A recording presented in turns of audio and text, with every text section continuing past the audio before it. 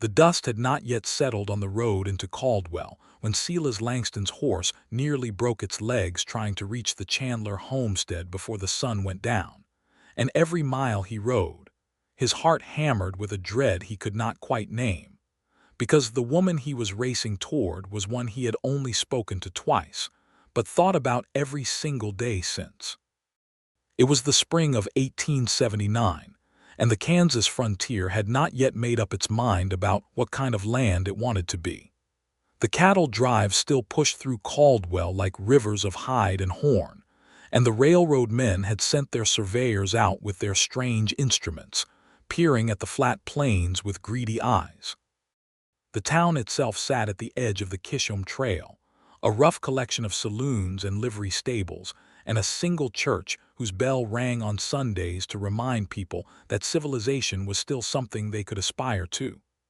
Beyond the town, the homesteads spread out across the rolling grassland, each one a gamble taken by someone who believed that the earth would eventually reward them for their stubbornness. Ruth Chandler's homestead was 1.5 miles south of Caldwell, and it was the most talked-about piece of land in the county, not because it was the largest, not because it was the most productive, though the wheat she grew came in thick and golden every harvest. It was talked about because her husband, Thomas Chandler, had died 3 years ago of a fever that swept through the valley like a quiet cruelty, and because Ruth had not packed her things and gone back east the way everyone expected her to. She had stayed. She had kept the land. She had hired 2 farmhands, a pair of quiet brothers from Missouri named Hector and Dean Webb, and she had driven her own cattle to the stockyards at the end of the season and argued the price with men twice her size until she got what she felt was fair. Ruth Chandler was 29 years old, with dark auburn hair that she kept braided and tucked under a wide-brimmed hat when she worked, and brown eyes that had the particular quality of looking directly through a person rather than simply at them. She stood nearly 5 feet and 7 inches, which was tall for a woman of her time, and she moved through her days with a deliberate kind of purpose that some people called cold and others called admirable, depending on how well they understood what it meant to be alone in a place that did not always welcome you. Silas Langston was 32, a working ranch hand who had come to Caldwell 2 years ago after drifting up from Texas, where he had spent the better part of a decade cowboying on the big drives, before deciding that the wide-open uncertainty of that life no longer suited something in him that was growing harder to ignore. A desire for roots, for permanence, for a place that was his. He was lean and weathered in the way that outdoor men get when the sun and wind have had years to do their work on them, with dark brown hair and pale gray eyes that caught light in a way that was startling when you first noticed it. He worked for Calvin Hare's outfit on the north side of town, managing horses and helping with the spring branding, and he had a reputation for being quiet, capable, and dependable qualities that were worth more than gold in Caldwell, Kansas, in the year of 1879. He had first spoken to Ruth Chandler at the general store on a Thursday in February, when she had been loading sacks of flour into the back of her wagon, and one of them had split open at the seam, sending a white cloud of flour across the store's front porch. He had caught the sack before too much was lost, and she had looked at him with those direct brown eyes and said, "Thank you. I would have caught it myself in another second." And he had believed her and had smiled, and had not known what to do with the warmth that spread through his chest for the rest of the afternoon. The second time was at the spring fair in March, where he had watched her stand alone at the edge of the crowd during the square dancing, not because she looked lonely, but because she looked like she was simply deciding whether or not to join, and was not bothered either way. He had walked over and said, without thinking, "Would you do me the honor?" And she had considered him for a moment, the way she seemed to consider everything, and then said, "One dance, Mr. Langston," with the faint ghost of a smile that had lived in the back of his mind ever since. They had danced, and it had been one of those moments that a person does not fully understand while it is happening, the warmth of a hand, the simple nearness of another person, the way a fiddle can make you feel like the world has narrowed to something manageable and good. And then the song had ended, and she had thanked him politely and walked away. And he had stood there watching her go, and thinking that a woman like Ruth Chandler was not someone you pursued carelessly or without intention. He had been working up to something. What exactly, he was not sure, when Calvin Hare had called him into the ranch office 3 days ago and told him something that changed everything. Calvin Hare was not an evil man in the way that some men in that country were evil. He was not cruel for the pleasure of it, and he did not drink himself mean. But he was the kind of man who had learned to align himself with the direction that money flowed.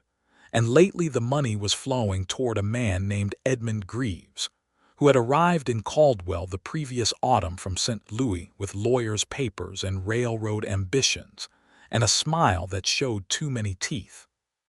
Greaves wanted the land south of Caldwell.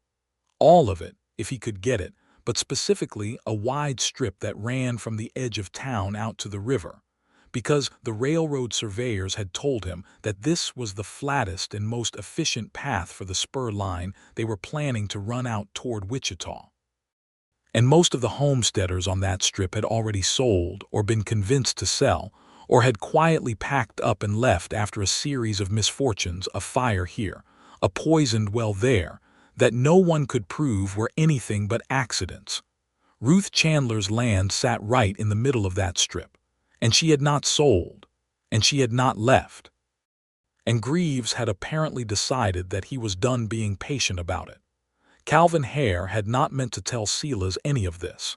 He had been talking about business, half to Silas and half to himself, the way men do when they feel uneasy about something but are not ready to name the uneasiness directly.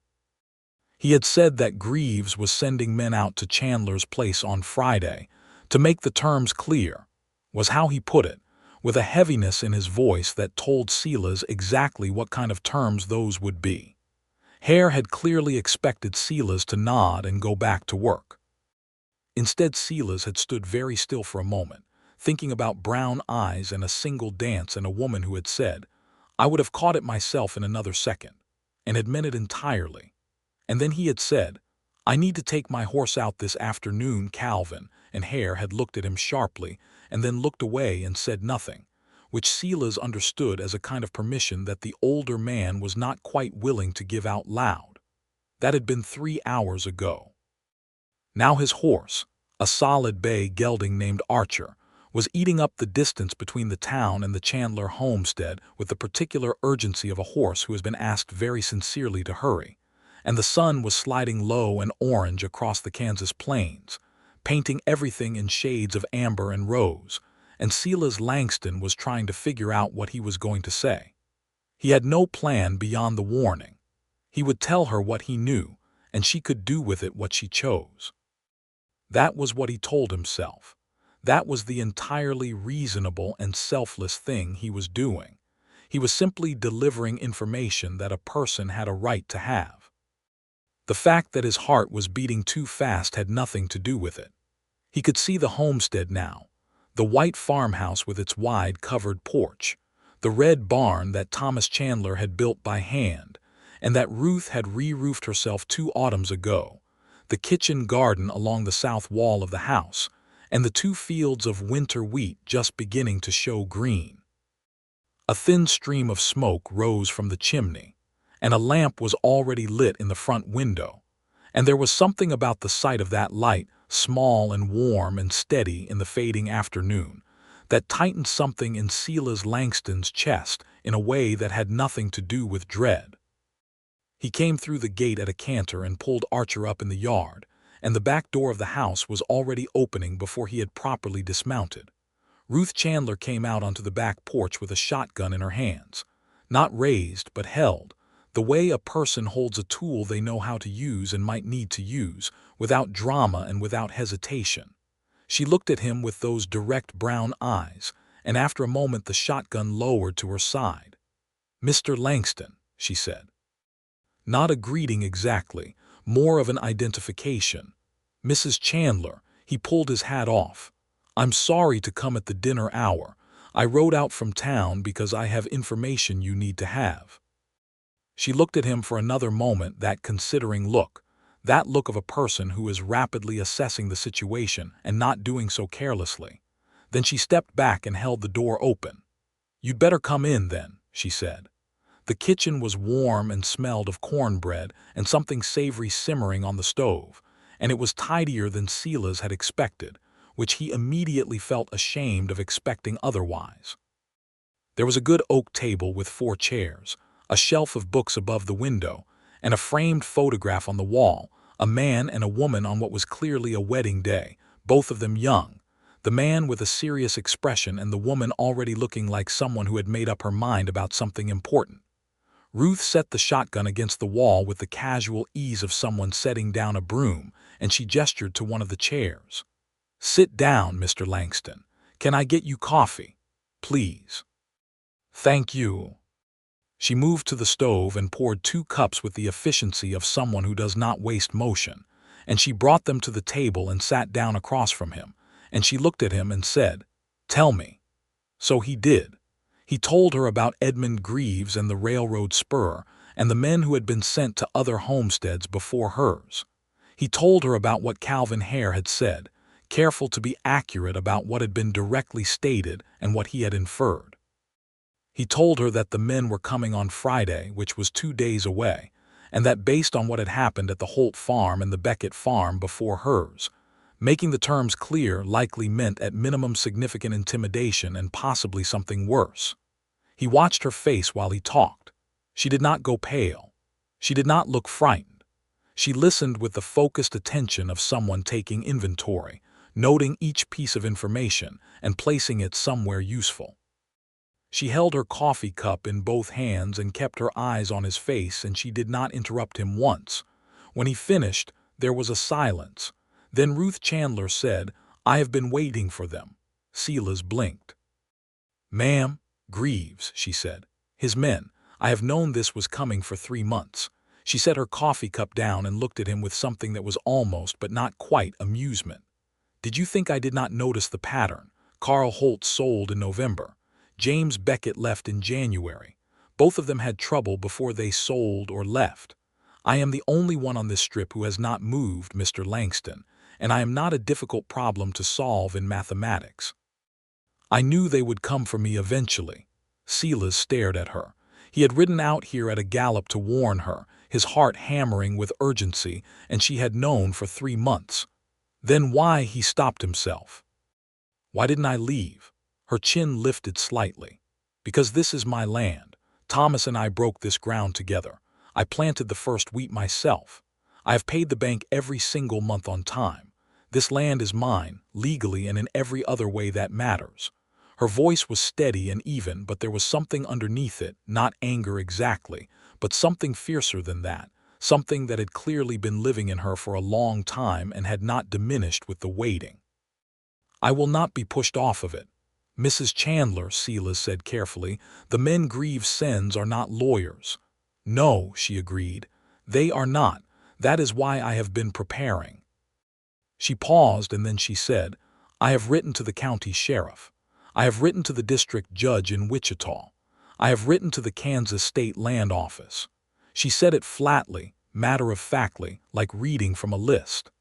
"I have also spoken to 3 neighbors whose land is not in the survey path and who do not like Greaves any better than I do, and they have agreed to come if I send word. And I have my father's old Winchester behind the bedroom door and a new box of cartridges that I purchased last week." Silas sat with all of this for a moment. Then, because he could not quite help himself, he said, "Is there anything you have not prepared?" The ghost of a smile appeared at the corner of her mouth, just briefly. "Apparently I did not prepare for someone from Calvin Hare's outfit riding out here to warn me." She looked at him with that direct, assessing look. "Why did you do it?" It was a very direct question, and she asked it plainly, without coyness, and Silas Langston was not a man who lied easily, particularly not when someone was looking at him the way Ruth Chandler was looking at him. "Because it was the right thing to do," he said. And because he stopped. "Because," she said, he met her eyes. "Because I have thought about you since February, Mrs. Chandler, and I did not want anything to happen to you." He said it quietly and without decoration, and then he held her gaze steadily, because he was a man who said what he meant and did not hide from it afterward. She looked at him for a long moment. Something moved through her expression, something complicated. A flash of something warm followed quickly by something more careful. She had been alone for 3 years in a way that went beyond the physical fact of it. Alone in the sense of making every decision without anyone to make it with, and whatever that had built in her, that self-sufficiency, that particular quality of needing no one, it was not easily set aside, even for a moment. "That is honest," she said finally. "I appreciate honesty." "I noticed," he said, and the faint smile returned to her face, and something eased between them that had been slightly taut. She refilled his coffee without asking, and she told him more about what she had planned, and he listened carefully and asked questions that showed he was thinking practically about it rather than simply reassuring her, and she answered them with the same precision with which she answered everything. The cornbread was still warm, and she cut 2 pieces and set one in front of him without ceremony, and they ate and talked, and the lamp burned steadily between them, and outside the Kansas night settled in soft and wide and full of stars. Hector Webb appeared at the back door at some point, a solidly built young man of 25 with a cautious expression, and he looked at Silas with the particular assessment of a man who takes the protection of his employer seriously, and Ruth introduced them briefly and told Hector what Silas had told her. Hector nodded and said that he and Dean would sleep in the barn tonight and going forward until this was resolved, and Ruth thanked him in a way that was not excessive but was genuine, and Hector went back out into the dark. "You inspire a particular kind of loyalty," Silas observed. "I pay on time and I treat people with respect," Ruth said, as if this were not remarkable. "In my experience, that is sufficient." He stayed another hour, and when he rose to leave she walked him out to where Archer was tied at the post, and the night air was cool and smelled of green wheat and the distant river, and the stars were enormous overhead. "Mr. Langston," she said, when he had his boot in the stirrup, "I want to say I am glad you came, even if I already knew." She paused, and for the first time there was something slightly unguarded in her expression, something that looked like genuine feeling finding its way past the practicality. It was a kind thing to do. He sat up on Archer and looked down at her in the starlight, and she looked up at him with those dark eyes, and he thought that he had never in his life seen anyone quite like her. "I'll come back tomorrow," he said, "if you'll allow it, to help if help is needed on Friday." She considered this. "You work for Calvin Hare, who is aligned with Edmund Greaves." "I work for Calvin Hare until Friday morning," Silas said. "After that I do not." Something shifted in her expression, something significant. She held his gaze for a moment and then she gave a small, decisive nod. "All right, Mr. Langston. Tomorrow, then." He rode back to Caldwell in the dark, and the stars wheeled overhead, and Archer moved at an easy trot along the road, and Silas Langston felt something he had not felt in a very long time, the particular kind of certainty that comes when you have made the right decision, the kind that settles into your bones like warmth. He went directly to Calvin Hare's ranch, and he told Calvin that he would be finishing at the end of the week. He did it quietly and without accusation, because Calvin Hare was not a bad man, only a convenient one, and there was no purpose in making enemies when enemies were not required. Calvin looked at him for a long time and then said, "I figured," and that was all that was said on the matter. That night, Silas wrote a letter to Sheriff Amos Prout in Caldwell, setting down in careful, clear language what he had observed and what he had been told, and signing his name to it, and he slid it under the sheriff's office door before the sun came up. The next morning he rode out to the Chandler place before 8 o'clock, and Ruth was already in the wheat field when he arrived, walking the rows and checking the plants with the same focused attention she brought to everything. She was wearing a plain blue dress and her work hat and her boots, and she heard Archer's hoofbeats and turned without startlement. And for a moment the early morning light was golden on her face, and he had to make himself think about practical things. She walked back to the fence line and he dismounted and they stood there in the morning cool, and she said, "You actually came." "I said I would," he said. "People say things," she replied, not bitterly, but as a simple statement of observed fact. "I try not to say things I do not mean," he told her. She looked at him for a moment and then nodded once and said, "Come and I will show you the property lines, and we can decide where it makes sense to post when they arrive tomorrow." They spent the morning walking the land together. Ruth knew every inch of it, where the fence posts were solid and where they needed replacing, where the ground dipped and would hold standing water after rain, where the good grazing was, which corner of the field had the richest soil. She talked about it the way a person talks about something they love, with an ease and specificity that comes from long, intimate knowledge, and Silas walked beside her and listened and watched the way her face changed when she talked about the land, animated and alive in a way that was different from her careful, measured manner in conversation, more open, more fully itself. "How long were you and your husband here before he passed?" Silas asked. 6 years, she said. She paused for a moment at the south fence line, looking out across the field. "We came out from Ohio in 1870. Thomas had this conviction about the land here. He had read about the Homestead Act and he was certain about it in a way he was not always certain about things. He was right." She was quiet for a moment. "He was a good man, a good farmer. He would have made something extraordinary of this place." "You are making something extraordinary of this place," Silas said. She glanced at him sideways. "That is kind." "It is also accurate," he said. She was quiet again, but it was a different kind of quiet, not the quiet of a conversation ending, but of something being considered. They went back to the house for midday dinner, and Hector and Dean joined them, and they sat around the kitchen table, and Ruth had made a pot of beef stew that was better than anything Silas had eaten in recent memory, and the four of them talked about the next day. What time Greaves's men were likely to come, how many there might be, where each person would be positioned. It was practical and a little grim, and also somehow companionable, and Silas noticed that Ruth talked to Hector and Dean as equals, asked their opinions and incorporated their suggestions, and the brothers responded with the particular kind of loyalty that comes from being treated with consistent dignity. After dinner, while the brothers were back out at the barn, Ruth poured coffee and set it on the table and sat across from Silas and said, without preamble, "Tell me about yourself, Mr. Langston.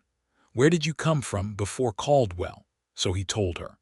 He told her about growing up in Georgia, the son of a farmer who had lost everything in the war and rebuilt slowly and painfully. He told her about going west at 19, following the cattle drives, spending nearly a decade learning the land and the animals and the work, and finding that the life suited him in some ways and did not suit him in others. He told her about coming to Kansas 2 years ago and the particular feeling he had had when he rode into the Caldwell area, the feeling of a place that could be home if he let himself settle. "And have you," she asked, "let yourself settle?" "I am trying to figure out what that would look like," he said honestly. She nodded slowly as if this made sense to her. "It is harder than it sounds," she said. "Settling. It requires you to decide what you are settling toward, and that is not always immediately clear." She looked at her coffee cup and then back at him. "Thomas and I both settled here together. The deciding it was shared. After he was gone, I had to figure out whether I was still settling here or whether I had already settled and was now simply staying. They feel different." "Which is it?" he asked. She met his eyes. "I am still settling," she said quietly. "There are still things I am reaching toward." She said it carefully, as if the words were being selected with particular attention, and he understood that she was saying more than the surface of the sentence. He held her gaze. "I think I am too," he said. The afternoon stretched long and easy between them. Not idle exactly, because Ruth was never entirely idle but unhurried. She showed him the root cellar where she stored her winter supplies, and the well, and the corner of the barn where Thomas had carved his initials, and the year into the wood, 1870, and she touched it briefly as she passed it with the kind of gesture that speaks of ritual rather than grief. She showed him the kitchen garden where she was just beginning to put in the spring seedlings, tomatoes and beans and squash and onions, and she told him what went where and why, talking about companion planting with the same quiet authority with which she seemed to know everything about this land. It was in the garden that he first reached for her hand. She was showing him where the bean poles would go, gesturing, and her hand was close to his, and he took it gently without pressure, the way you hold something you want to hold but do not want to startle. She went still. She looked down at their joined hands and then up at his face, and her expression was complicated and careful, and she did not pull her hand away. "Mr. Langston," she said. "Silas," he said. A pause. "Silas." She said his name like she was trying the weight of it. "This is," she stopped. "Probably not the right time," he agreed. "Tomorrow is." "It is not the time I am thinking of," she said. She squeezed his hand once briefly and then released it. "I'm not someone who does things lightly or without thought. I want you to understand that." "I understand it," he said. "It is one of the things about you that he stopped himself. "I respect that about you." She looked at him, and there was something soft in her eyes for a moment, something that had not been there before, and then it was tucked away behind the practicality again, but gently, not harshly. "Let us get through tomorrow," she said, "and then we will see." He rode back to Caldwell that evening with his heart full of something he did not quite have a word for, and he slept better than he expected to. Friday came in gray and cool, the sky the color of pewter, clouds massing to the northwest in a way that suggested rain by afternoon. Silas was at the Chandler place before 7, and he found Ruth in the yard with her Winchester in hand and her hat pulled down against the wind, and Hector and Dean were visible at the corner of the barn, and at the gate respectively, both of them alert and quiet. 3 neighbors had arrived at first light, Ezra Mott's from the next farm north, and the 2 Ramirez brothers, Marco and Louis, who ran a small cattle operation half a mile to the east. Ezra was a large, deliberate man in his 50s who clearly thought highly of Ruth Chandler and had come without hesitation. Marco and Louis were younger, mid-30s, and moved with the confident ease of men who had spent their lives outdoors. They had brought rifles. Ruth greeted Silas when he arrived and looked him over once briefly, as if verifying that he was real, and then said, "Good. You are here." He pulled his own rifle from the saddle scabbard and said, "Where do you want me?" She had thought it through already, of course. He went to the north side of the house, where he had a clear view of the road. Ezra was at the gate. The Ramirez brothers were at opposite corners of the property. Ruth herself stood on the porch with her Winchester across her arms, which was exactly where Silas had suspected she would put herself. They waited. The wind picked up and the clouds moved in, and the morning passed in that particular taut kind of quiet that the period before confrontation always carries. Silas watched the road and thought about Ruth on the porch, and the matter-of-fact way she held that rifle, and he thought about Ohio and Georgia, and all the distances people travel to find where they are supposed to be.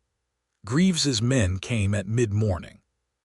There were 4 of them, riding in a loose grouping, 3 cowboys and 1 man in a suit who was not Greaves himself but someone who worked for him. A man named Fletcher, Silas would later learn, who handled Greaves's more difficult negotiations. They rode up to the gate and Ezra Mott's did not move, and they pulled up their horses. Fletcher looked at Ezra and then looked at the house and saw Ruth on the porch with the Winchester and the 2 Ramirez brothers at the corners, and he looked generally back along the road as if calculating something, and Silas had the impression of a man who had not expected this level of preparation.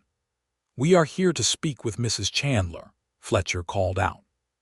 "She can hear you from there," Ezra said. Ruth's voice carried clearly across the yard. "What do you want, Mr. Fletcher?" Fletcher rode a little closer to the gate.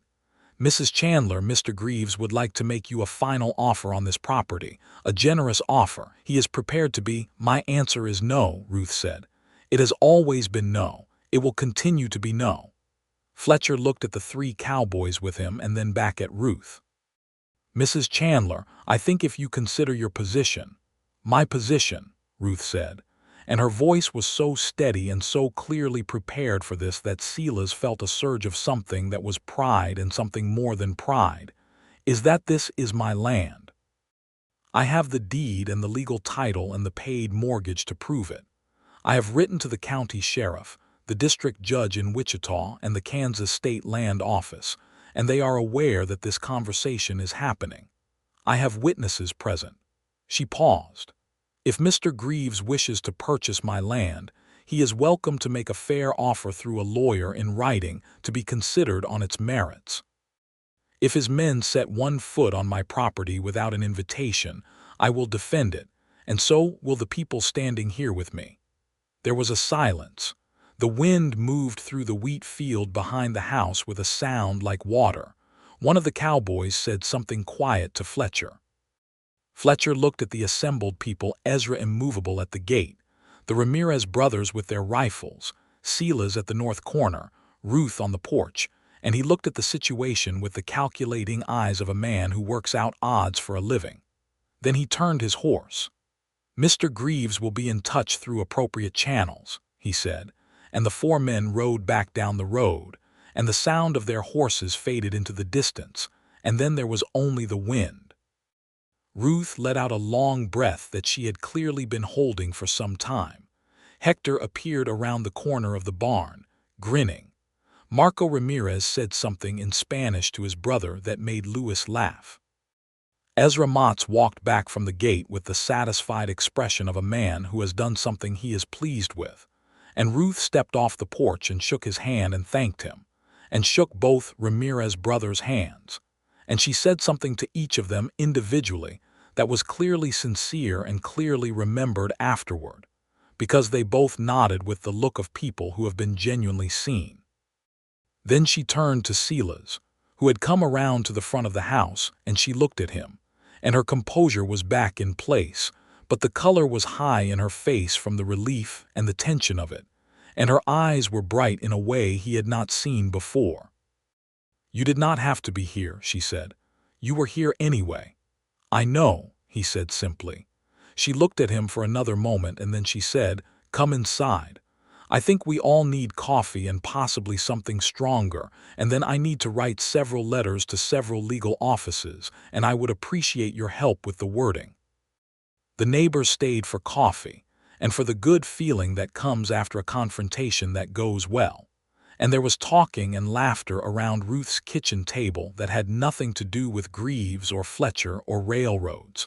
Just the ordinary warmth of people who have stood together for something and now are simply being people together. Ruth moved around her kitchen with an ease and an openness that Silas had not seen from her before. She was not less herself, not less contained, but the edges of the container were softer somehow, as if the morning had shaken something loose. When Ezra and the Ramirez brothers left in the early afternoon and Hector and Dean went back to the barn work, Silas stayed at the kitchen table with a cup of coffee, and Ruth sat across from him with a sheet of paper and a pen, and they worked through the letter to the district judge together. What to include, how to frame the incidents, what specific laws applied. Silas had enough education to be useful, and Ruth's writing was clear and precise and strong, and they worked well together, which was not entirely surprising to either of them at that point but was still notable enough to be felt. At some point in the middle of the third letter, Ruth set down her pen and looked at him, and she said, "Silas," using his name with an ease that she had not had before without the conscious weighing of it. He looked up. "I want to say something," she said, and she said it in the tone of someone who has thought carefully about whether to say it and has decided they will. He waited. "I am not someone who lets people in easily," she said. "Thomas used to say I was built like a bank vault, very secure but accessible, if you had the right combination." Something moved across her face at the mention of her husband, not grief exactly, more the particular tenderness of a memory that has been cherished so long it no longer hurts in the sharp way. "After he died, I told myself that the practical concerns of this place were enough, managing the land and the finances and the harvest and all the rest of it. And they were enough. They have been enough. But she stopped, and for the first time he saw something that looked like effort in her expression, the effort of someone reaching past their natural boundaries. You have been here 2 days, and I find you easy to be with, and I do not find many people easy to be with. Silas set down his own pen. Ruth, he said, and he meant the name with the full, deliberate weight of using it for the first time. She looked at him. I am not going anywhere, he said. Not if you do not want me to. She held his gaze for a long time, and he could see her working through something internal, some old, careful argument. And then she seemed to set it aside, not discard it, but set it aside with intention, the way you set aside a tool that you no longer need for this particular job. I do not want you to, she said quietly. I think that is what I was saying. He reached across the table and took her hand, and this time she did not speak or explain or add qualifications. She simply turned her hand over and held his, and they sat like that for a moment in the warm kitchen while the afternoon rain began outside, tapping softly against the window glass. The letters were sent, and the legal process began to move, and Edmund Greaves found himself considerably less comfortable in Caldwell in the weeks that followed. Sheriff Amos Prout, who had received Silas's letter and had independently received the letters from Ruth, had written to the district judge, and the district judge had written back with instructions that were less than friendly toward the kinds of tactics Greaves had been employing. The county newspaper ran a piece about the homesteaders on the Caldwell Strip, and the piece was not flattering to the railroad interests, and the editor had received Ruth's account of events with a scrupulous attention to accuracy that suggested he had been looking for exactly this kind of story. Greaves tried twice more, once through a new set of lawyers who arrived with documents designed to create doubt about the provenance of Ruth's title, and once through a letter offering a sum that was genuinely a fair market price, perhaps hoping that sufficient money might accomplish what intimidation had not. Ruth had a lawyer of her own by then, a sharp-minded man named Hargrove from Wichita, who had made a practice of representing homesteaders against railroad interests. And Hargrove demolished the title challenge in a letter of such devastating legal clarity that the Greaves lawyers apparently took 2 weeks to respond. And the money offer was turned down, politely and firmly, with a note that the land was not for sale. Greaves eventually moved the spur line route to the east, which cost him more money and more time, and which the Kansas State Land Office had, through careful process, essentially made inevitable. He left Caldwell in September for other opportunities, and the general consensus in town was that his departure was not unwelcome. But all of that was the background of the season, the legal and practical landscape against which something else was quietly and steadily growing. Silas found new work with Ezra Mott's through May, helping with the spring planting, and he saved what he could and looked for a small piece of land of his own, something he could put in an offer on. And in the meantime he rode out to the Chandler place every Sunday, and on such other days as Ruth would allow, which became more days as the spring deepened. They rode together in the evenings, when the day's work was done, and the light was still long and golden, out across the rolling grassland with its waves of new green, and they talked with the ease of people who have found that talking to each other is neither a performance nor an effort but simply a pleasure.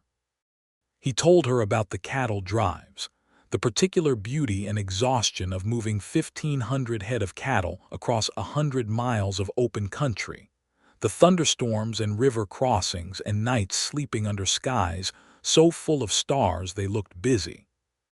She told him about Ohio, her family's farm there, her mother's kitchen and her father's workshop, and the particular combination of rootedness and narrowness that had made her, at 22, ready to follow Thomas Chandler to the edge of the known world when he asked. "Were you afraid?" he asked her once, out on a long flat ridge in the early June evening, the horses walking slowly side by side. "Of coming out here?" Of the whole thing. Of leaving everything you knew. She thought about it genuinely, not deflecting with a quick answer. I was something that felt adjacent to afraid, she said, but it was a feeling that was mostly in my body, not in my mind. My mind was already decided. She paused. Thomas used to say that I led with my mind and followed with my feelings, and that it was occasionally frustrating to be in a relationship with that. Silas smiled at the road ahead. And what did you say? I said that I eventually got there. She glanced at him sideways, and there was something warm and slightly self-aware in her expression. I always eventually got there. It just took me a moment to catch up with myself. That is not a flaw, Silas said. Thinking things through. No, she agreed. But it means people sometimes give up waiting before I have caught up to what I already know.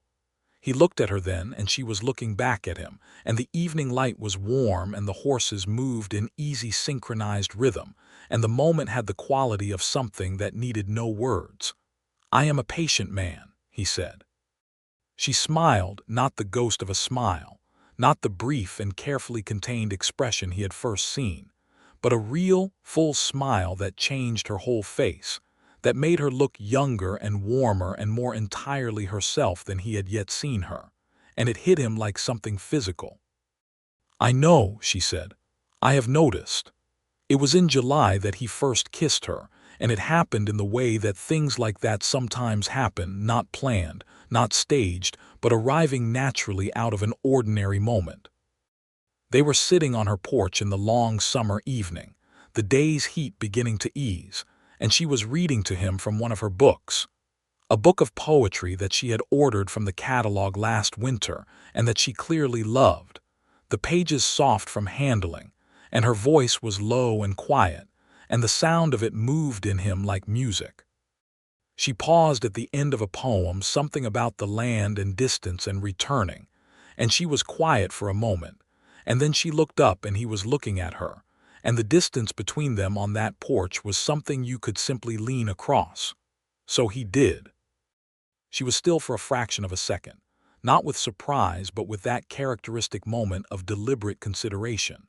And then she was kissing him back with the full directness of a woman who has decided something and does not do anything by half measures. And her hand came up to his face with a gentleness that was entirely different from the careful self-containment he had grown accustomed to. A gentleness that was private and real and only for him. When they parted, she did not look away.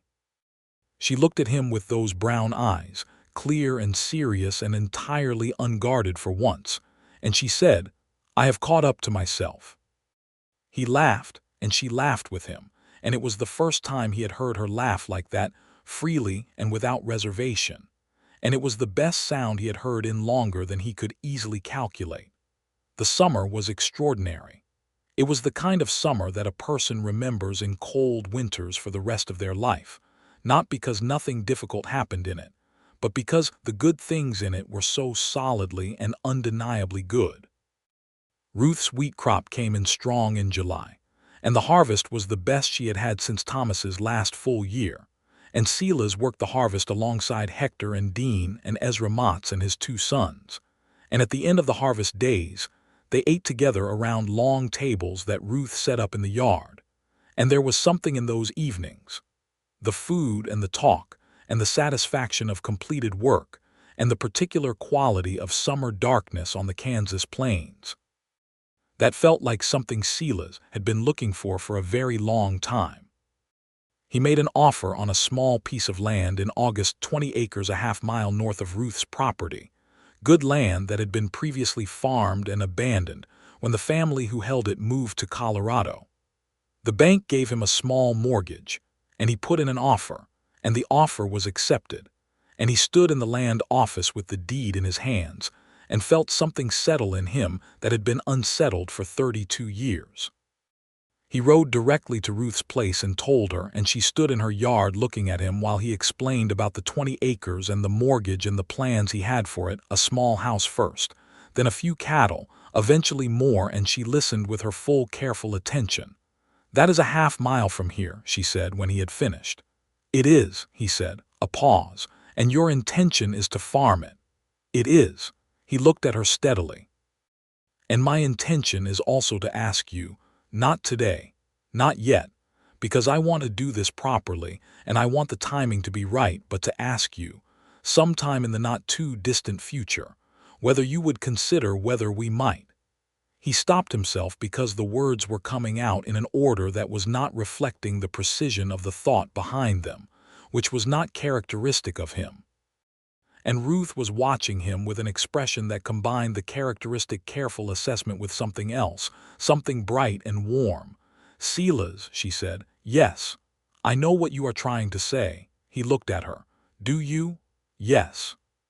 She held his gaze, and her expression was unguarded and entirely clear as he had ever seen her. "And the answer is yes, when you are ready to ask properly." He stared at her for a moment. Then something broke open in him, some particular combination of relief and joy, and the profound happiness of being met fully by someone you have been reaching toward. And he crossed the yard and took her face in his hands and kissed her forehead and her cheek and then her mouth. And she put her arms around him and held on. And it was such a solid, true, uncomplicated good thing that he had to remind himself to breathe. He built the house on his 20 acres through August and September, with help from Hector and Dean and Ezra Motts, and the Ramirez brothers, and 3 other men from town who came on weekends and were fed exceptionally well by Ruth in exchange for their labor. And Ruth herself had opinions about the windows and the kitchen layout that she expressed with the frank directness of someone who would be spending significant time in a space and wanted it functional. The house was small but solid, 2 rooms at first, with the clear intention of adding to it, and it smelled of new wood and the particular clean scent of Kansas fall. And Silas put the last nail in the porch boards on an October afternoon and stood back and looked at it and thought, "This is mine," and that is astonishing. He had planned to wait until Christmas to ask her properly. He had planned to find a ring and do it on a specific evening with the right words prepared. What actually happened was that it was a Sunday in mid-October, one of those still, crystalline fall days when the light is amber, and the air has an edge to it that is not yet cold, but is beginning to think about it. And they were walking the fence line between his land and hers, the boundary that would need some work before winter. And she stopped at a spot where the fence post had gone slightly sideways, and she was examining it with the focused practicality of a farmer assessing a task. And something about the sight of her, so utterly herself, so solidly present in this exact specific place on this exact specific piece of earth, undid all his planning. He said her name. She looked up. And he said in the plainest and most honest words he could find, "Ruth, I love you. Will you marry me?" The wind moved through the tall grass on the other side of the fence. She straightened up and looked at him the way she had looked at him that first evening when he had come to warn her, that full, direct, seeing look, the look that went through you rather than at you. And then she said, "Yes, Silas, I will." He did not have a ring yet. She did not seem to care about that at all. She took his hand instead, and they stood there at the crooked fence post in the amber October light. And he thought that this was one of the finest moments of his life, standing in the place he was going to be, with the person he was going to be there with, and the world was large and open and inexhaustibly good. They were married in November, in the Caldwell church whose bell rang on Sundays as a reminder of civilization's aspirations, and the minister who married them was a serious-faced man named Reverend Cole, who had the quality of being sincerely moved by his own ceremonies, which Silas appreciated. Ruth wore a dress of dark blue wool that she had made herself over the preceding weeks, working at it in the evenings while they sat together in her kitchen. And she wore her hair down, which he had never seen before, dark auburn and thick and falling past her shoulders.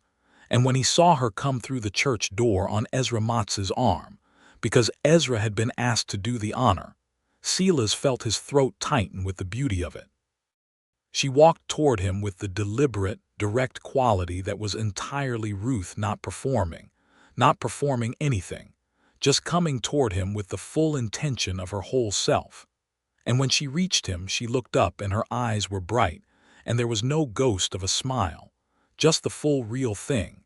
and he thought he had never been so glad of any decision in his entire life.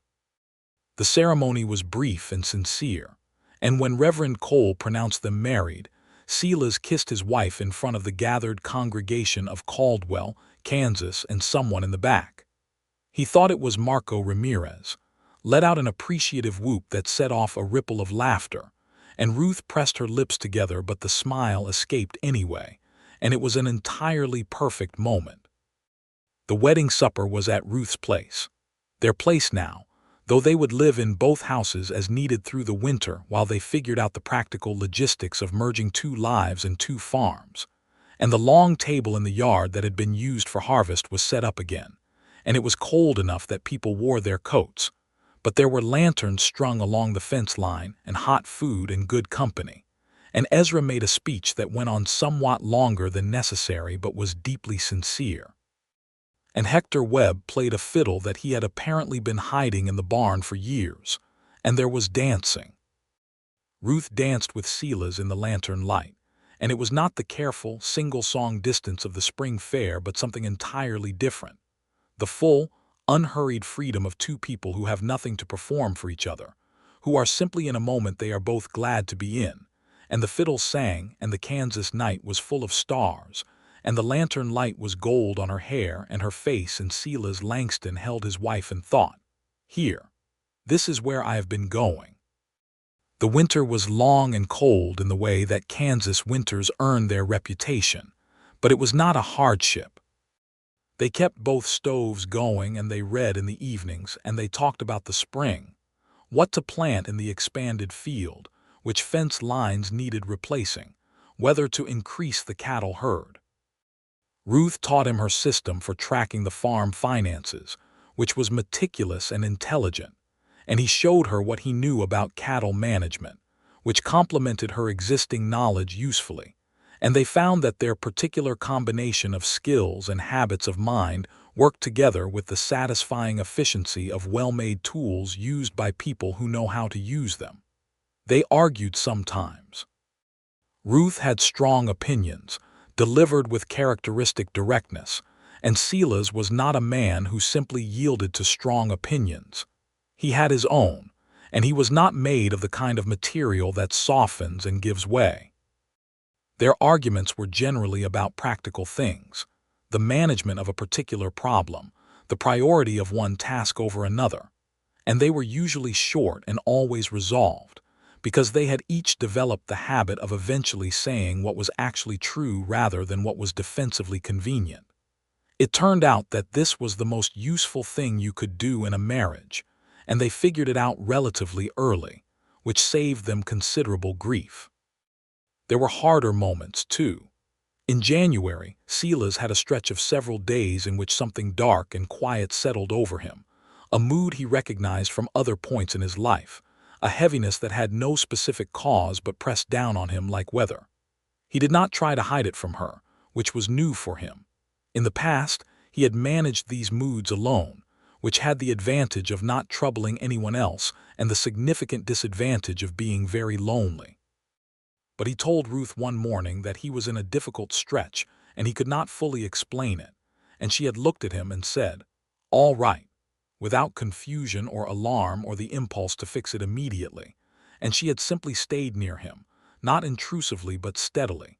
And on the 3rd day she had put her hand on his back in the kitchen while he was looking out the window at the gray field, and she had said, "Still here," and he had turned and held her and felt the darkness begin to lift. He told her afterward that this, her specific way of handling it, was one of the most useful things anyone had ever done for him. She considered this and said that she had simply decided to treat it the way she treated difficult weather. You did not argue with it, you waited it out, and you made sure the practical things were taken care of in the meantime. He laughed because it was so entirely her, and she looked pleased in the way she always looked pleased when she had solved something well. Spring came back with its particular urgency, and the first thing that Silas did in April was clear the additional field on his 20 acres and put in wheat alongside Ruth's expanded planting, so that the 2 farms were beginning to work as one extended enterprise. They talked about formally merging the operations, which involved a legal conversation that Hargrove in Wichita helped them through. And by summer, the two properties were linked in the deed structure in a way that protected both of them and reflected the reality of how they were living. The Caldwell of 1880 was slightly different from the Caldwell of 1879. The railroad had come through on its easterly route, which meant more traffic and more money moving through town, and more people arriving, some of whom were good additions and some of whom were the kind that a frontier town attracts and then has to figure out what to do with. Sheriff Prout had his hands full on a regular basis. But the town was also growing in more solid ways. A proper school had been established in a building that was no longer someone's living room, and a physician had arrived and set up a practice, and the general store had expanded, and all of these things were signs of a place that was becoming, slowly and not always gracefully, something more permanent. Ruth joined the committee that was raising money for the school's library, which meant several evenings a month at other people's houses, arguing about books and budgets with the combination of clear logic and deep conviction that she brought to everything she cared about. Silas occasionally accompanied her and spent these evenings in the useful role of the husband, who is sincerely interested in what his wife is doing and can be relied upon to say intelligent things when asked, but is also perfectly content to listen. He had found this role satisfying in ways he had not anticipated. It was in the autumn of 1880, almost exactly a year after Silas had first ridden out to the Chandler place in the failing light, that Ruth told him she was expecting a child. She told him on a Sunday evening, in the kitchen that had been Thomas Chandler's kitchen and was now theirs, the lamp burning steadily between them the way lamps do when they have been burning in the same place long enough to feel permanent. She told him plainly and directly, in the way she told him everything, and she watched his face. Silas sat with the information for a moment. He felt the ground shift underneath his life in the way that it does when something irreversible has been announced, not unstably, but significantly, a tectonic readjustment in how things stood. And then a warmth flooded through him that started somewhere in his chest and spread outward, and he looked at his wife across the table, and his voice was slightly unsteady when he said, "Ruth." "I know," she said, and her expression was complicated and beautiful, the careful, containing quality of her, and underneath it something enormous and tender that was not being contained at all. "It is a great deal. It is the best thing," he said. "Of everything that has happened in this entire life, Ruth, this is you are," he stopped, because the words were failing him again in the way they had failed him when he tried to propose at the fence post, and she looked at him with the same bright expression she had had that day, the combination of seeing him clearly and being entirely glad of what she saw. "I know," she said again, softer. "I feel it too." He came around the table and she stood up and he held her very carefully and very thoroughly, and they stood like that in their kitchen for a long time, and the lamp burned between them, and outside the Kansas night was full of autumn and stars. Ruth's pregnancy was not easy in the early months, a persistent morning sickness that she managed with the characteristic stubbornness of a woman who was not about to let her body interfere with the running of a farm, though Silas pushed her firmly and consistently toward rest, and was ignored at approximately the same rate as most people were when they suggested that Ruth Chandler slow down. By December she was feeling better, and by January she was, by her own assessment, entirely fine, and by February she had reorganized the barn storage system in a way that Hector and Dean agreed was an improvement, which she clearly found more satisfying than any amount of rest. Silas watched her through these months with the particular quality of attention that comes from loving someone deeply, and knowing that some of what they are going through is beyond your ability to help with in any direct way.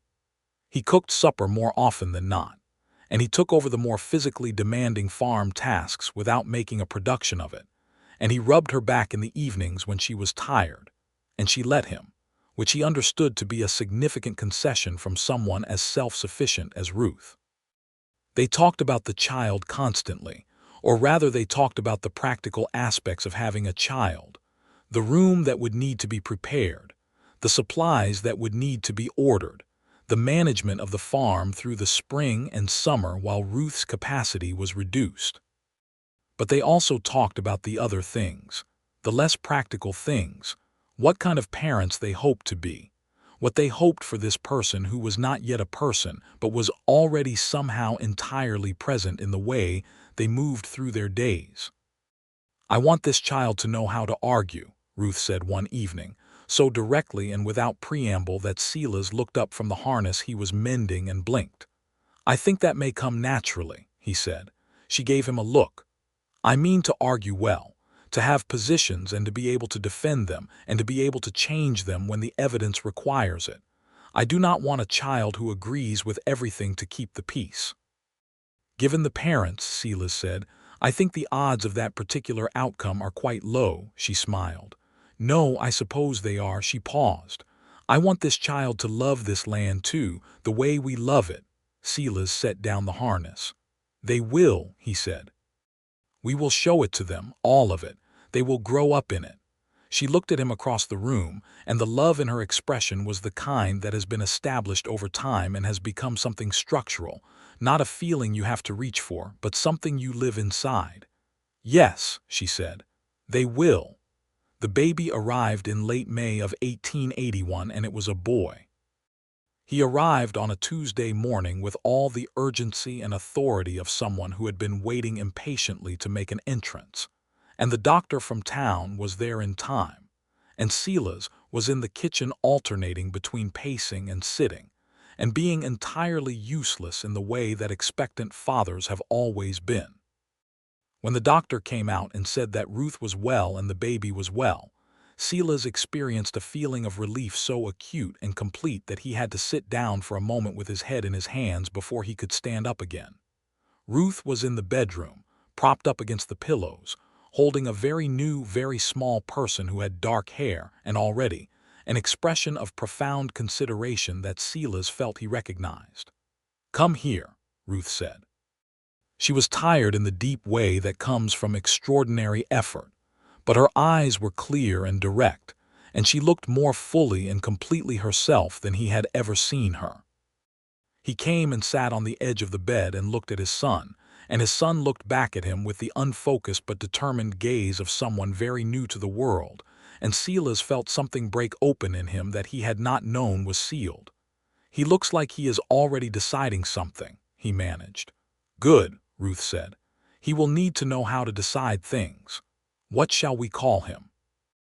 Ruth had thought about this. She had thought about it for months, he knew, in the way she thought about everything important, turning it over and examining it from different angles.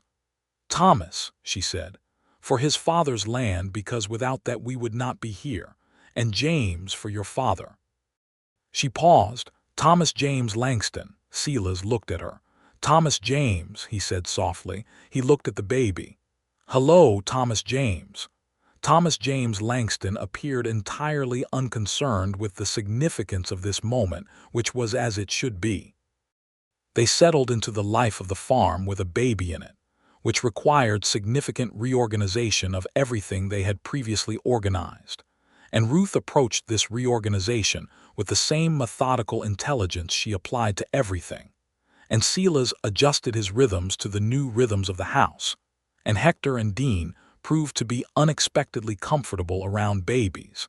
And Ezra Motts came by with a wooden cradle he had made over the winter, apparently on the reasonable assumption that the Langstons would eventually need one. The summer of 1881 was hot and dry, and the wheat crop was not as strong as the year before, which required some careful management of expenses. Silas sold 3 cattle to balance the ledger, and Ruth renegotiated the terms of a supply contract with the grain merchant in town, and they came through the summer intact, and the experience of navigating it together, the worry and the decisions, and the moments of genuine tension about numbers, deepened something in them that prosperity alone could not have deepened. Thomas grew with the particular speed and determination of a healthy baby well cared for, and by autumn, he was pulling himself upright against the furniture and looking around the world with an expression of enormous interested satisfaction. Ruth nursed him and carried him and also, increasingly, set him down and let him discover the world at his own pace with a calmly watchful attention that was entirely her style of mothering, present, attentive, not hovering, not anxious, trusting the child to figure things out while staying close enough to catch him if he fell. Silas held his son in the evenings and told him about the cattle drives and about Georgia, and about the road to Caldwell in the failing light, and Thomas looked at him with wide gray eyes, gray, like Silas's own, and appeared to listen with great seriousness. Sheriff Prout formally charged 3 of Edmund Greaves's former associates in the fall of 1881 with crimes connected to the destruction of property at the Beckett farm, based on evidence that had been carefully assembled by Hargrove over the preceding year.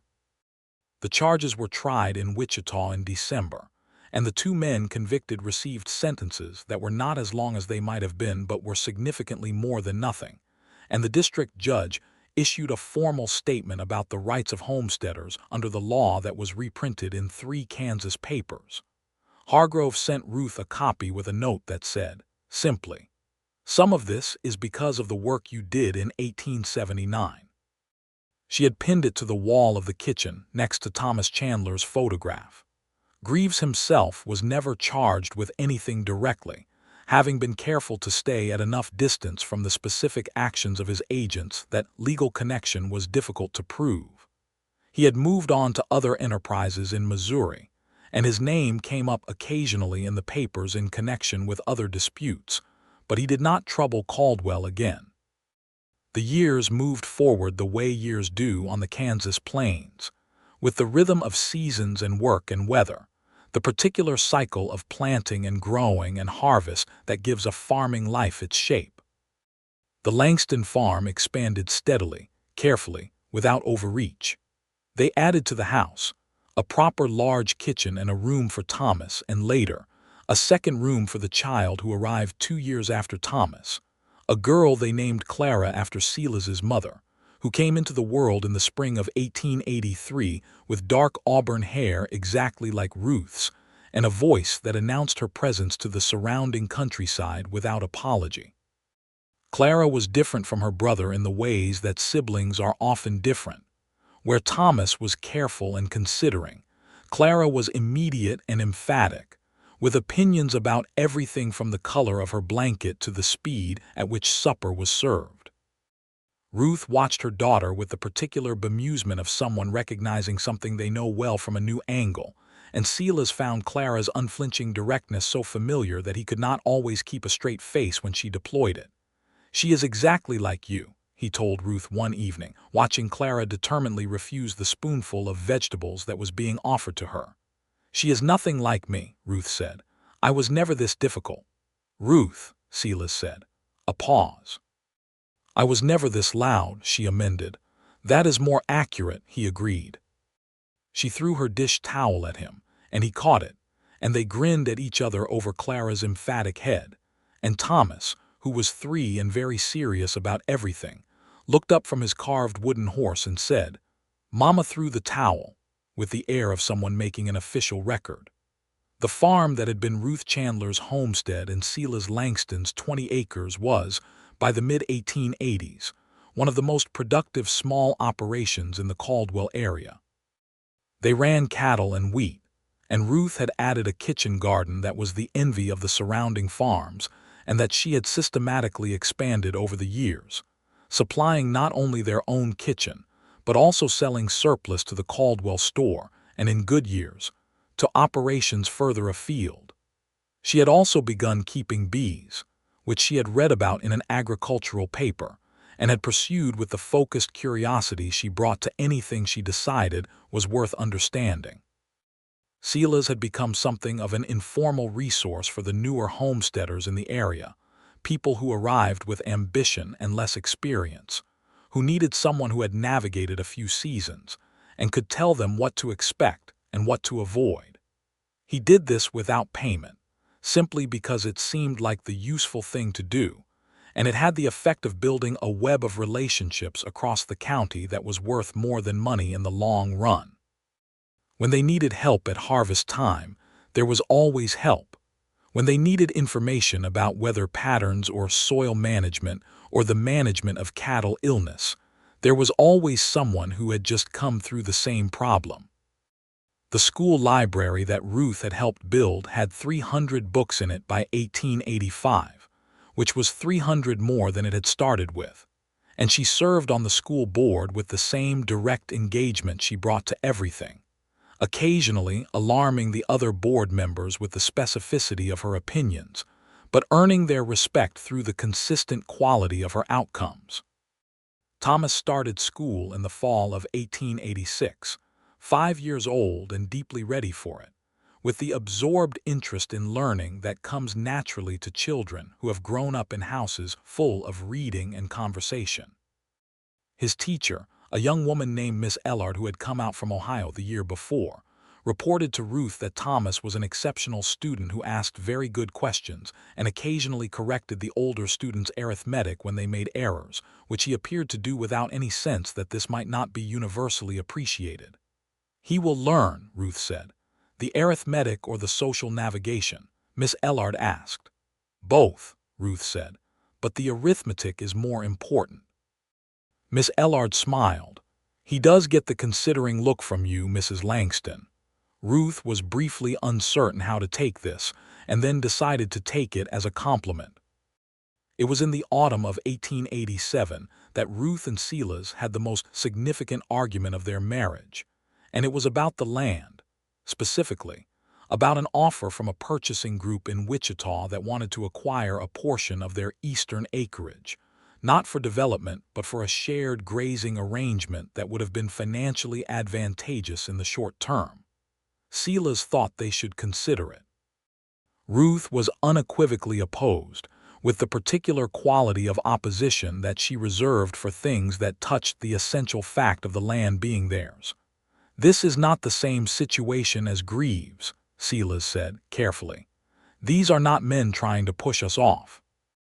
This is a business arrangement." "I know the difference," Ruth said.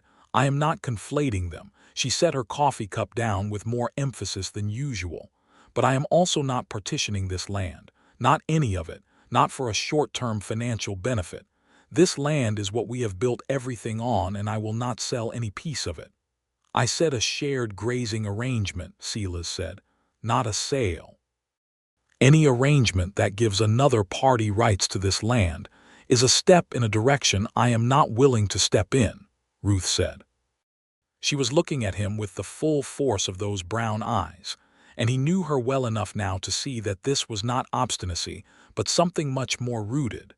The deep, bone-level conviction of a woman who had held this land against real threat and knew exactly what it represented.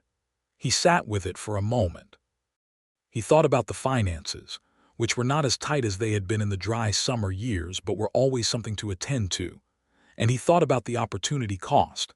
And then he thought about Ruth at 23 following Thomas Chandler to the edge of the known world, and Ruth on her porch with the Winchester in her hands, and Ruth saying, "I will not be pushed off of it."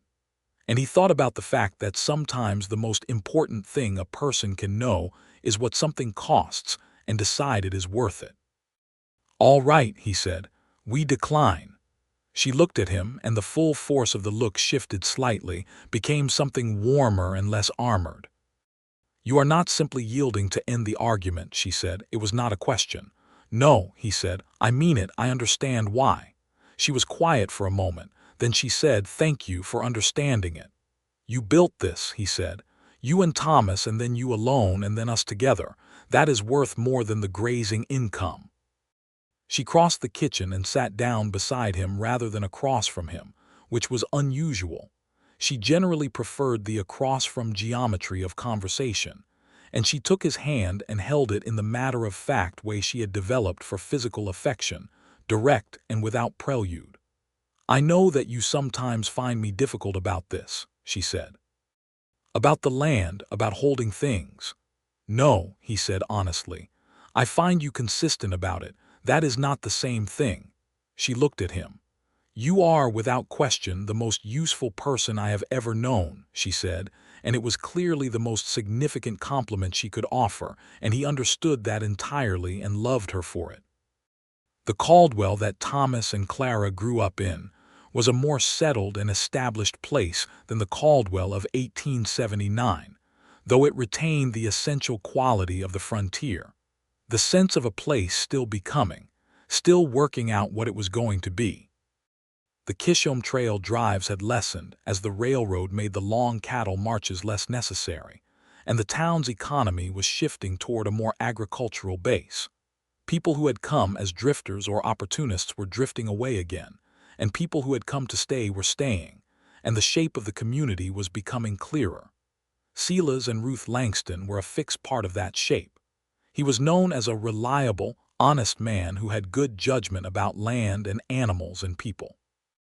She was known as a woman who ran one of the best farms in the county, and who, if you asked her opinion, would give it to you directly whether or not it was what you had hoped to hear. Together, they had the kind of presence in a community that comes from being both capable and trustworthy over a long period of time. The injustices of that period and place were not abstract to them. The Ramirez brothers, Marco and Louis, who had stood at the corners of Ruth's property on that Friday morning in 1879, faced the kind of discrimination that was common in Kansas in those years, a casual, institutional assumption of inferiority that showed up in the prices they were offered for their cattle, in the way certain men in town spoke to and about them, in the limitations on which parts of public life were freely open to them. Ruth had been paying attention to this from the beginning, with the particular quality of attention of someone who knows what it means to be underestimated and dismissed, and she had made a practice of being loudly and specifically fair in all her dealings with the Ramirez family, paying market price, speaking about them with the same unembellished respect she spoke about everyone she considered worth respecting, and making very clear in public contexts that she expected the same standard from anyone doing business with her. Silas had grown up in Georgia in the aftermath of the war, and had seen things as a child that had shaped his understanding of what human beings were capable of doing to each other under the cover of institutional permission, and he had no patience for it.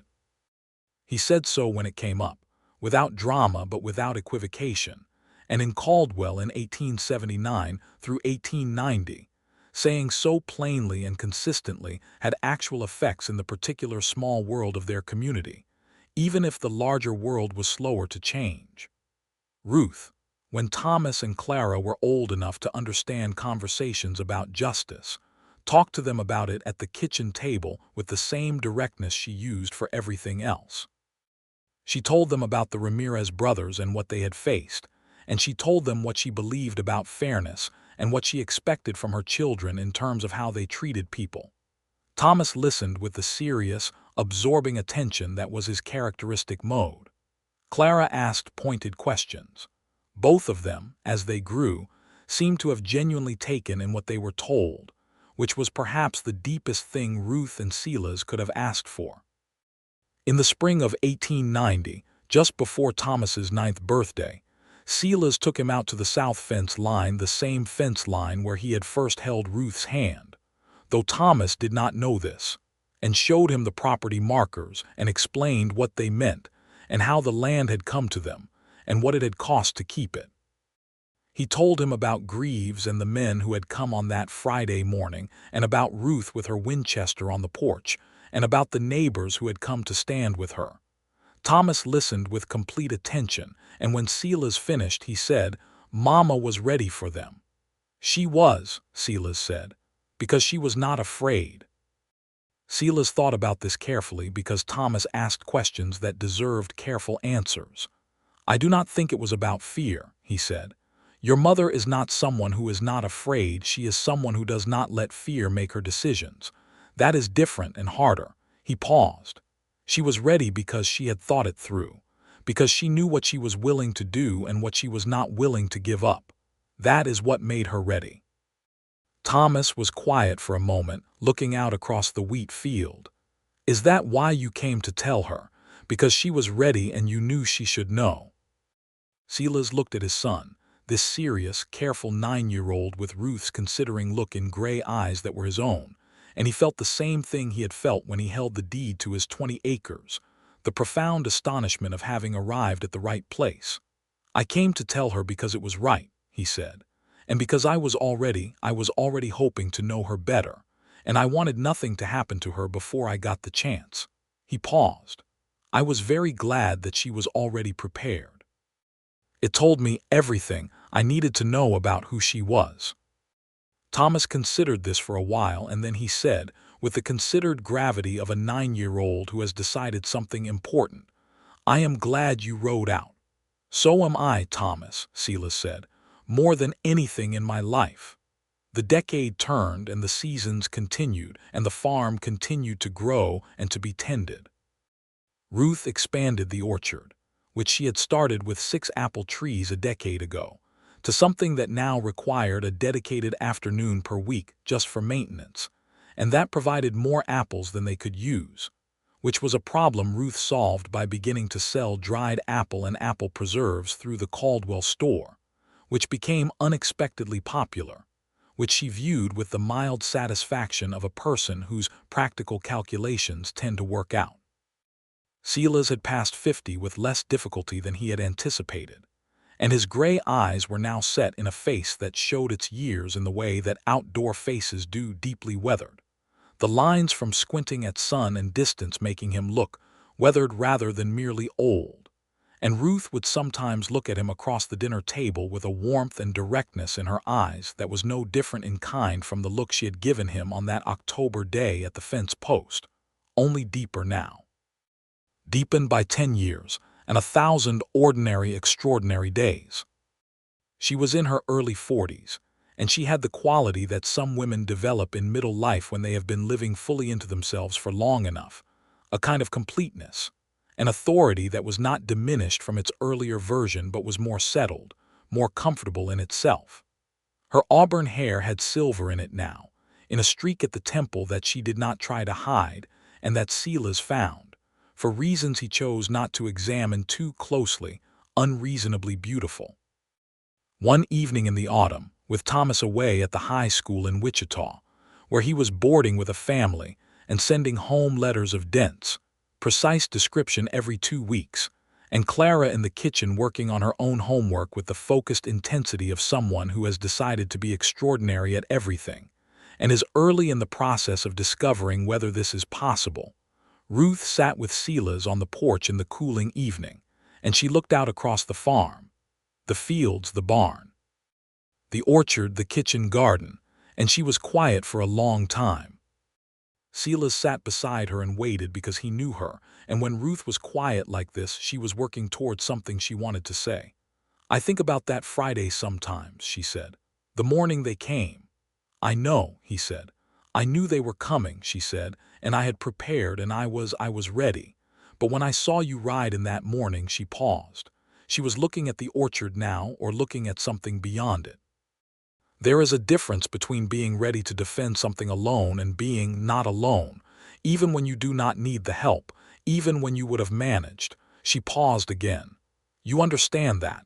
I understand it, he said. When you said you would give up your position with Hare, she said, that morning to be here. She looked at him then directly as she always did. That was when I knew. He looked back at her. Knew what? She held his gaze with the full, steady directness of a woman who has spent 40-some years learning exactly what she knows. That whatever came of this of you, it was worth whatever it cost to find out. He reached for her hand, and she took his the way she always did, direct and unhesitating, as if it were the most natural arrangement in the world, which by now it was. 10 years, he said. Yes, she said. And the one before, where I was working up to saying something and trying to find the right moment. She made a sound that was almost a laugh. You found it eventually. You helped, he said. The Kansas evening settled around them, purple and wide and full of early stars, the way it had been on that first night when he had ridden home from this porch and thought about brown eyes and a single dance and the particular quality of being truly seen. The wheat field had the end-of-season look of completed work, waiting for winter, and the orchard was heavy with the last of the fruit. And smoke was rising from the chimney and light from the windows, and Clara's voice could be heard inside, apparently arguing with her textbook. Silas Langston sat with his wife on the porch of their home on their land, and the decade and the work and the seasons and the children and the love of it settled in him like something absolute, like bedrock, like the particular kind of richness that cannot be calculated because it is not made of a single thing, but of the accumulated specific weight of 1,000 particular moments. A flour sack caught on a Thursday in February, a single dance in March, a lamp burning in a window, a woman on a porch with a shotgun, a hand turned over at a garden fence, a name said across a kitchen table, a first kiss on a summer porch, a son held very carefully for the first time, an argument about a grazing arrangement, a letter pinned to a wall, a crooked fence post in October light. "Ruth," he said.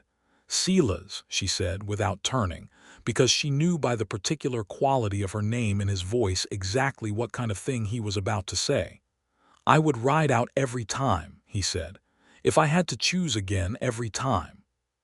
She turned then and looked at him, and her expression was the most fully and completely herself he had ever seen her, open and direct and warm, without any of the careful management that life had taught her to deploy, none of the bank vault quality that had been her original protection against the world. Just Ruth, just exactly this woman, just this one specific person who was the best thing he had ever been near. "I know," she said. And then, because she was Ruth Chandler Langston, and she had always eventually caught up to what she already knew, "I would have been waiting for you." The stars came out one by one over the Kansas plain, and the lamp in the window of their house burned warm and steady, and inside their daughter argued cheerfully with her schoolwork, and somewhere on the road, a wagon moved north toward Caldwell, and the wheat field breathed quietly in the evening air, and Silas Langston held his wife's hand on the porch of the home they had built from the ground that she had held, and everything that mattered in the world was exactly where it was supposed to be. In the years that followed, the Langston farm became something of a landmark in the Caldwell area. Not grand, not the largest operation in the county, but a place with a particular quality of being well tended and deeply inhabited, the kind of place that looks like it has been loved by the people who live in it. Visitors noticed it without always being able to say exactly why. Perhaps it was the precision of the kitchen garden rows, or the health of the cattle, or the well-maintained fences, or the orchard that was the best in 2 townships, or simply the particular atmosphere of a home where the people inside it are genuinely glad to be there. Thomas came home from Wichita with a qualification in agricultural science, and a young woman named Adeline, whom he had met through a family that had been kind to him during his boarding years. And he brought them both home in the summer of 1895, with the careful, serious manner of a young man who has thought everything through and is confident in his conclusions. Ruth received Adeline with the direct warmth that she offered to people she had decided to accept, and Adeline, who was clever and a little intimidated and trying not to show it, apparently decided within the first 2 hours that Ruth Langston was one of the most formidable and also most genuinely kind people she had ever encountered, and said so to Thomas that evening, and Thomas said, "Yes, that is accurate." And Adeline said, "And your father is," and Thomas said, "They are very different and they fit together exactly." And Adeline thought about this for a moment and said that she could see it, and she could. Thomas and Adeline married the following spring and took up a piece of land adjacent to the Langston farm, which had come available when its previous owners moved north. And the arrangement was not unlike what Ruth and Silas's arrangement had been 20 years before, 2 farms working as a practical unit, close enough for help to flow between them but separate enough for each family to be its own thing. Clara, who had always been emphatic about everything, was emphatic about going to school in Wichita as her brother had, and emphatic about her interest in law, which was not a field readily open to women in 1895, but which Clara Langston had apparently decided to be open anyway. Ruth supported this without hesitation or qualification, and Silas, who had watched his daughter argue with her schoolbook since childhood and now watched her argue with actual lawyers with the same cheerful ferocity, felt the same pride he had always felt in her, only larger and more complex. There was a grandson by 1897, Thomas and Adeline's first child, a boy they named Henry, who arrived in March and immediately began regarding the world with the same serious, considering expression that had been in the Langston family for 3 generations, which caused Ruth to say quietly to Silas, when she first held him, that this family was apparently determined to continue thinking carefully about everything, and Silas said that there were worse inherited traits, and Ruth agreed. Life on the Langston farm in those years had the quality of deep, established peace, not the peace of nothing happening, because things always happened on a farm and in a frontier community, but the peace of knowing exactly who you are and where you stand and who stands with you. There were difficult seasons and easy ones, sick cattle and strong harvests, arguments and reconciliations, community crises and community celebrations, the ordinary extraordinary texture of a life lived fully in one place over a long time. Silas still rode out across the land in the evening sometimes, though not as far as he once had. His back had opinions about long rides that had not had opinions in 1879.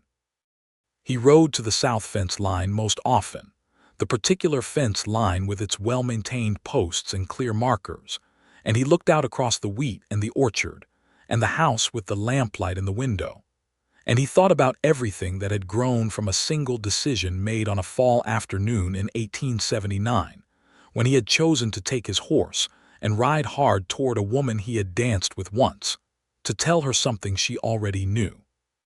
Ruth found him there one evening. She did that sometimes, came out to find him when he had been quiet for a while, with the particular ease of someone who knows where a person is likely to be, and she came and stood beside him at the fence, and they looked at their land in the evening light. "Thinking about anything in particular?" she asked. "All of it," he said. "The whole thing." She nodded as if this made perfect sense, which to her it did.